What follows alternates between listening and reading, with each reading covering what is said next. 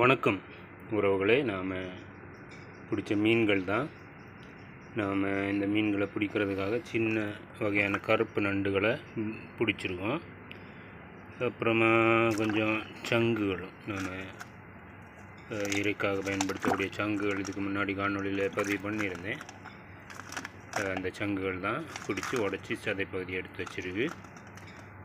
அப்புறமா சின்ன நண்டுகளும் நாம் இந்த இறைக்காக தான் பிடிச்சி வச்சுருந்தோம்.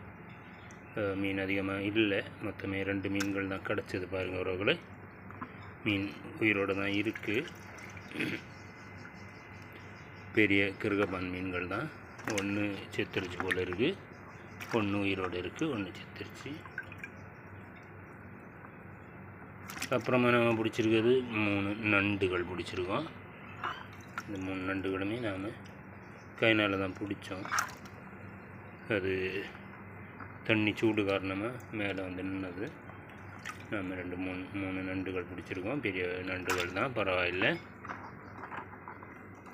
அருமையான மீன்கள் தான் நமக்கு கிடச்சிருக்கு. 3 நண்டுகளும் அப்புறமா 2 கிருகபான் மீன்களும் கிடச்சிருக்கு. பாருங்கிறவங்களே நமக்கு கிடச்ச மீன்கள்.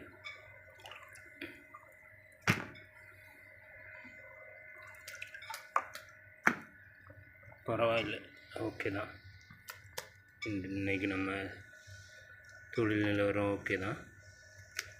நம்ம பிடிச்ச மீன்களும் நண்டுகளும்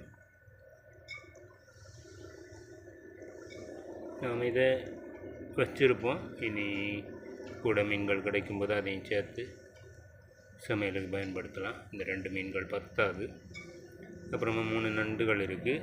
நண்டுகளும் பத்தாது தான். ஏதாவது மறுபடியும் என்னைக்காவது நண்டுகள் கிடைக்கும்போது நண்டுகளையும் சேர்த்து சமையல் பண்ணலாம். அதுக்காக தான் வச்சுருக்கோம் உறவுகளை. பாருங்கள், நாம் பிடிச்ச மீன்களும் நண்டுகளும் அருமையான ஃப்ரெஷ்ஷான நண்டுகளும் மீன்கள் தான் உறவுகளை. ஓகே உறவுகளை, பாய்.